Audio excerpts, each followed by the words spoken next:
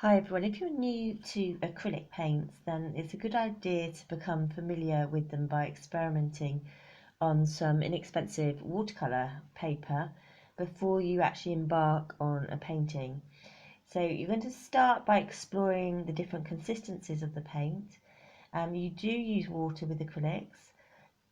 You can thin it so it can resemble watercolour, and then you can progress also to thicker applications. So I'm just going to go through some brush techniques first. So I'm going to use a large, medium, flat, and I'm just going to apply a little bit of water to my brush and then dip straight into the acrylic paint. I'm just going to make some very sort of brick-like marks, just so I'm exploring the shapes that way. For a flat wash, you're going to also use a large brush, and again the aim is to just apply as evenly as possible. Now I've got quite a watery consistency, so it's looking like watercolour, and I'm literally just graduating it down, keeping it as even as I can.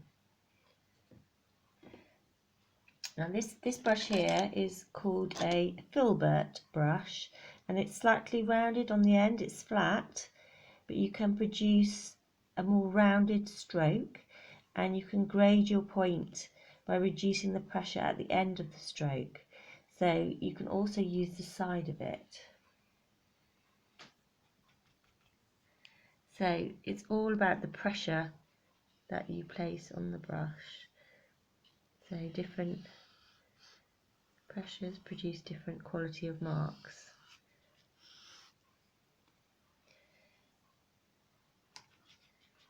Also experiment with more sweeping marks.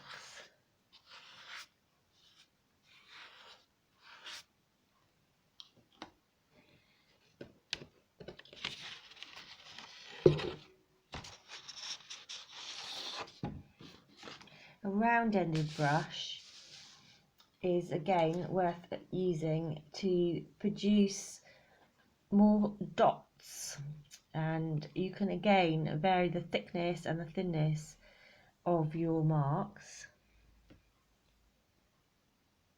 Again, just add a small amount of water and start by just doing dabs and dots, and then have a go at drawing lines.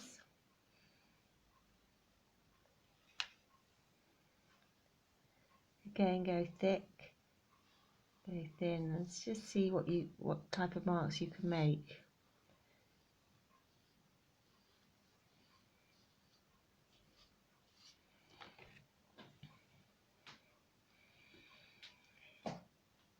So if you're going to try a smaller brush, pointed nylon one, and you are holding it at the end quite tightly, again you're going to get a different type of mark.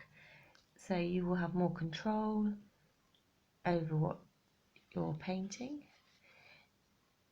than if you held it further down. So this would be for more fine detail work.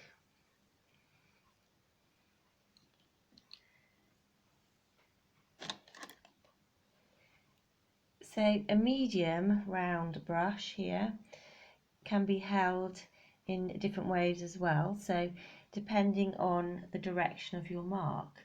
So if you are going up and down, then again you might feel you have more control if you hold it lower down. If you hold it further along, your marks will be less controllable.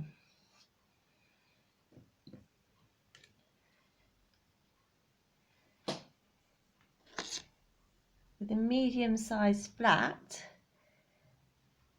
have a go at holding it close to the edge and just making dabbing marks.